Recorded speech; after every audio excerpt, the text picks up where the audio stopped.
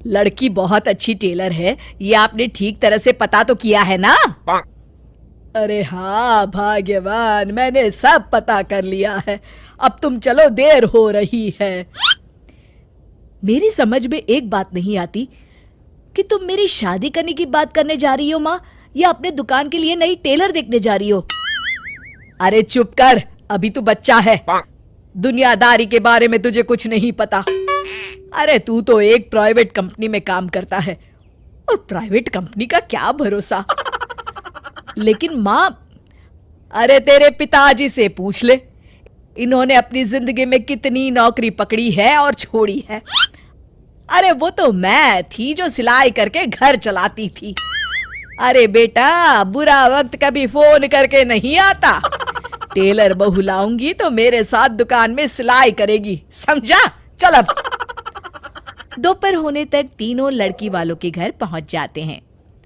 सभी बातें और चाय पानी होने के बाद, बहन जी, आपका बेटा रोहित एक अच्छी कंपनी में काम करता है और अच्छी तनख्वाह भी है। बस हमें और कुछ नहीं चाहिए। हमें आपका बेटा बहुत पसंद है। हमें भी आपकी बेटी मीना पसंद है जी। मुझे लगता है हमें बच्चों को भी आपस में बात करने का मौका देना चाहिए।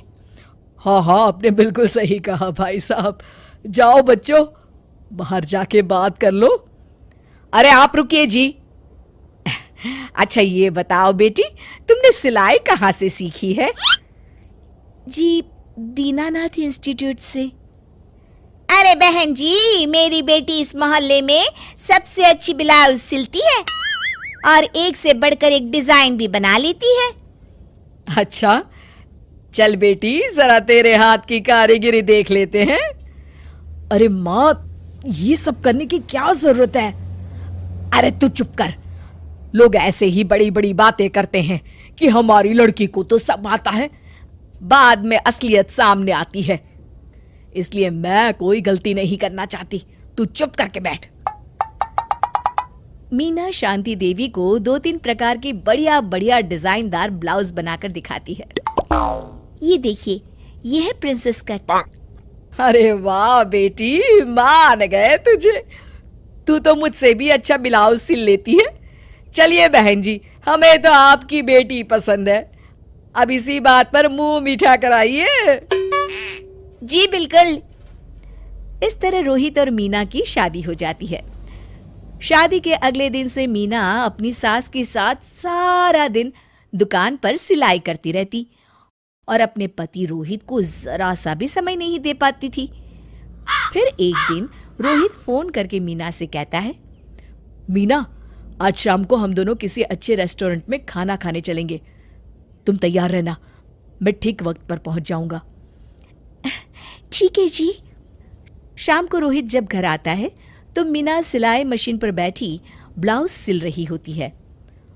अरे ये क्या, मैंने तुमसे कहा तो था कि शाम को हमें रेस्टोरेंट में खाना खाने के लिए जाना है, और तुम हो कि सिलाई कर रही हो।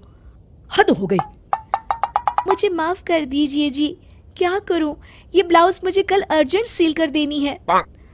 सारा दिन तो तुम माँ के साथ दुकान पर सिलाई करती हो, अरे कम से कम शाम का वक्त तो मेरे लिए रखा करो। तभी वहां शांति देवी आ जाती है। अरे क्यों बहू को परेशान कर रहा है?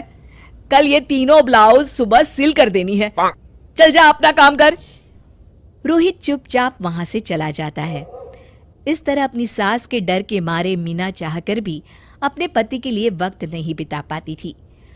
फिर एक दिन रोहित दोपहर को ऑफिस से घर आता है। उसके साथ उसकी कार में एक लड़की बैठी होती है। दोनों एक दूसरे से मुस्कुराकर बातें कर रहे होते हैं।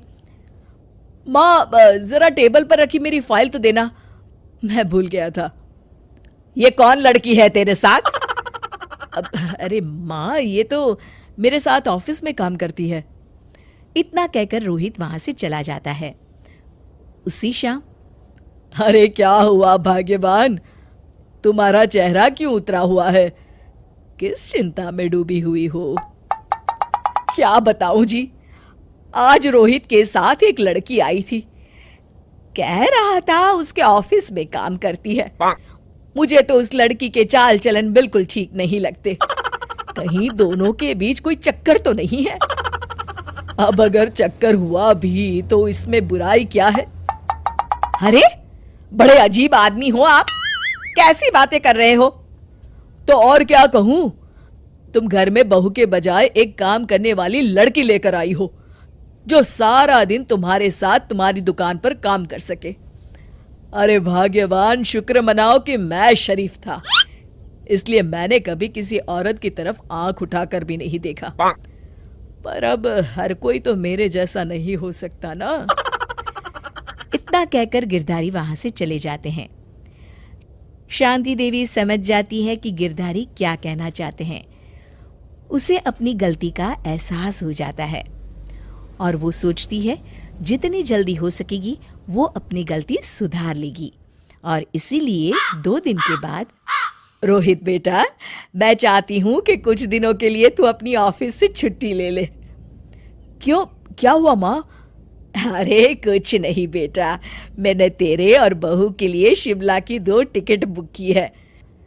मैं चाहती हूं कि तुम दोनों कुछ दिनों के लिए बाहर घुमाओ। क्यों बहू, ठीक है ना? सासू माँ की बात सुनकर मीना का चेहरा भी खिल उठता है। वो शर्मा कर कहती है, जी माँ जी, जैसा आप ठीक समझे। और इस तरह शांति देवी पूरी तरह से बदल जाती है। शिक्षा, बहू को बहू नहीं बल्कि बेटी समझना चाहिए और ना कि काम करने वाली नौकरानी।